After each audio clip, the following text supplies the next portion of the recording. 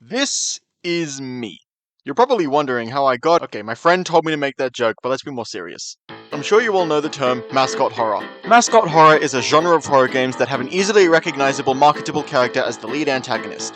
Freddy Fazbear, Huggy Wuggy, the Ink Demon, even Ban Ban. When you hear the term mascot horror, you probably think of a brain-rotted mess of a horror game designed mostly to sell merchandise to children. But there are 3 different types of mascot horror games. These are the good, the bad, and the ripoffs. And since my favorite horror game of all time is a mascot horror, I'd like to discuss the difference between the 3. Let's start off with a game everyone thinks of when you say mascot horror, and what we'll be using as a base. Poppy Playtime. If you don't know what it is, it's about you walking into an old toy factory looking for your old co-workers until you discover the toys can come to life. The most easily recognizable toy is Huggy Wuggy, or as I like to call him, Huggus Muggus. 100 points to whoever can guess where I got that. Poppy Playtime is definitely guilty of being easily marketed towards a younger audience. But they have one chapter that proves mascot horror can still be scary, and that's chapter 3. All 4 other chapters mostly involve one character talking to you throughout the chapter until one big chase scene at the end.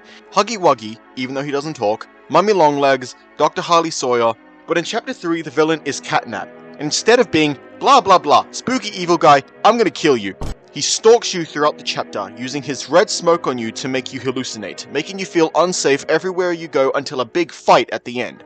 Instead of being a chase where you have to push over a box or pull a lever at the end, it involves strategy and focus, needing to use all your different hands to activate different switches and keep Catnap from reaching you. One wrong move can mess up the entire thing and you'll have to start from the beginning. Sort of like a Five Nights at Freddy's fan game. Chapter 3 is full of atmosphere and tension, worrying that Catnap will attack at literally any moment, and even being worried about if it's real or just a dream. And at the exact moment you feel less tension. First off are the ripoffs. Both these ripoffs are quite literally called Poppy Playtime ripoffs. These games are Garten of Ban Ban and Joyful.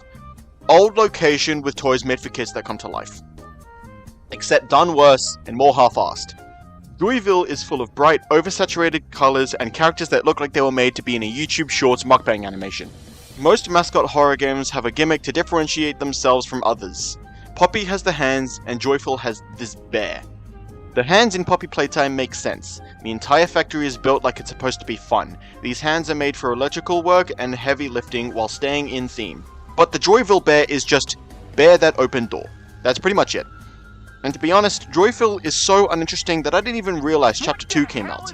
But a game I'm more familiar with is Garten of Ban Ban. In this game, you're a parent looking for your children, I think.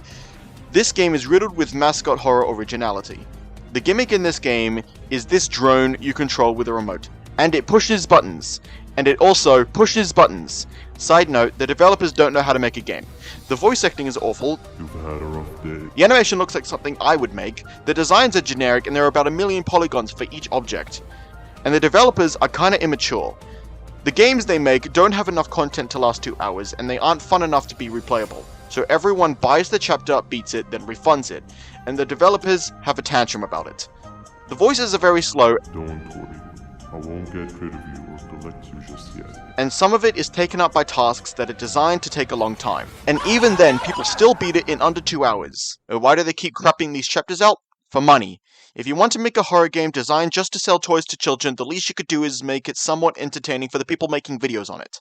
The next category is bad mascot horror. The only game I can think of is The Park, a game that chooses explanation over actual gameplay. The plot of this game is your child walking into a theme park when you're not looking, and you have to go in after him. While you're there, you start to see weird shit like bumper cars driving on their own and the boogeyman watching you.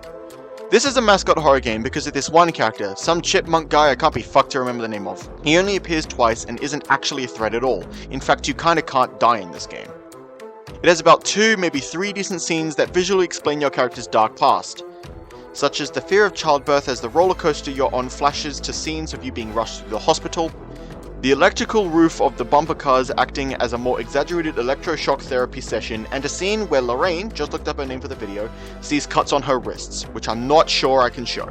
Those are visual representations of Lorraine's traumatic past and things she's most afraid of. But 99% of this game, including right after these scenes, are just Lorraine talking. It's a matter of public record that I am a failure as a mother. See something really cool? Lorraine starts bitching about how she hates her son. Like, you're aware adoption is a thing, right?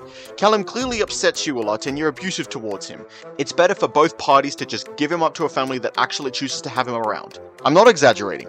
Throughout the game, it's hinted that Lorraine is physically abusive to Callum, because apparently it's his fault he was born. But I'm getting too deep into this. Abuse is something I'm probably not qualified to discuss. Now, while the game is visually decent and the voice acting doesn't want to make me shove pencils into my ears, better looking games doesn't mean better games. Take the new Call of Duty for example. Looks cool, absolutely sucks. I don't really have another bad Mascot horror game at the moment other than more Poppy Playtime ripoffs. So let's just move on to the good part, which are good Mascot horror games. These games are Choo Charles, at least in my opinion, Bendy and the Ink Machine, and Five Nights at Freddy's. You could argue that Hello Neighbor counts because I hear that guy has a lot of quote-unquote aura, but it's not for me, so I'm going to avoid it. People will probably tell me to shut the fuck up if I talk bad about this dude. Now when I say Choo Charles is a good Mascot horror game, I'm not saying it's up there with Springtrap the Ink Demon or Catnap. But not only was this game made by one man who was honest about the game's existence simply being made for money, it's not a game that was meant to be for selling merch. Which is why it deserves to have merch be sold. Mostly because it was a limited time thing, and I have one. Most of the money comes from just buying the game itself. The entire game is a joke. Gavin said so himself. It's inspired by Tom Coben's Nightmare Engine animations on YouTube. But while the game was made for profit and as a joke, Gavin put his heart and soul into making sure the game was actually deserving of money. If you want a full walkthrough on the development of this game, Gavin has multiple videos of his development on his YouTube channel, 2-Star Games. This game's best attributes is its tension. The Charles entity has an AI that allows it to travel across the entire map, even if it's on the other side of the island to you. So you won't know if he's close by or if he's even on the island at all. Which is why when you hear the train whistle, your heart drops.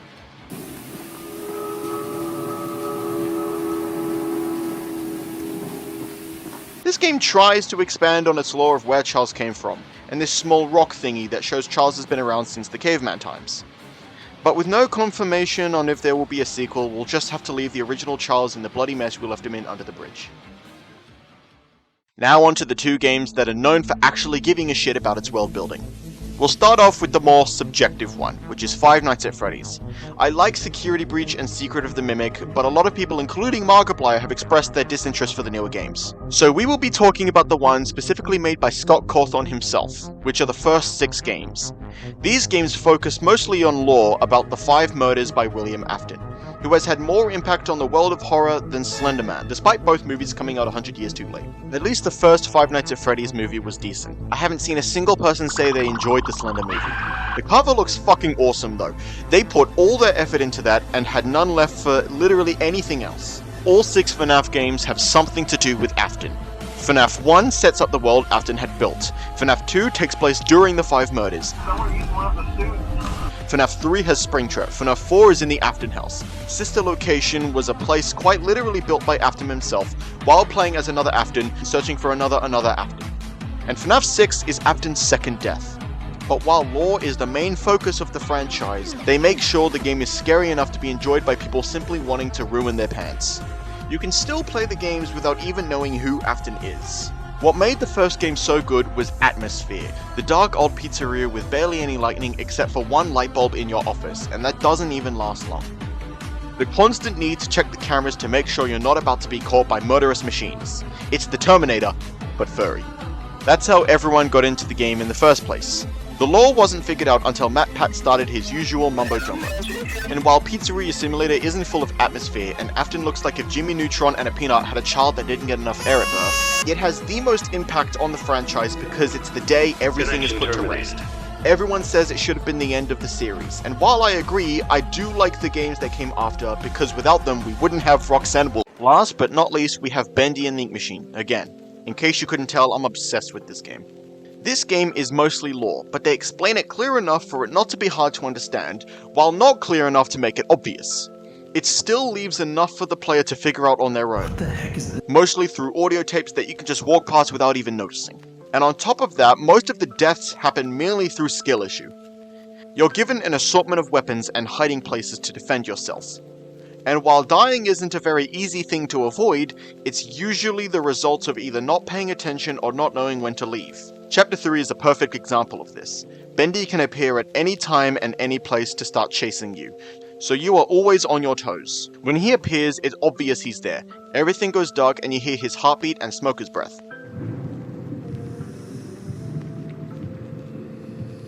After he walks out of the wall, you have a second to hide before he sees you, but if you aren't paying attention, the music can catch you off guard.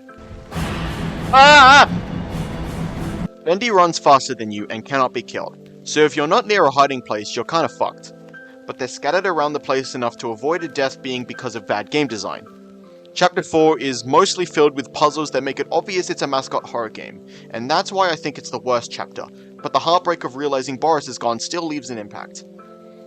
Dark Revival may not be horrifying, but it's more based on expanding the universe and explaining the ending of the first game. It's a constant loop. And while Audrey isn't nearly as compelling as Henry, it's still awful seeing her slowly lose her mind as she realizes more and more about the world she's trapped in. Although, I prefer Chapter 3 Bendy attacks more than Dark Revival Bendy attacks. While Chapter 3 is...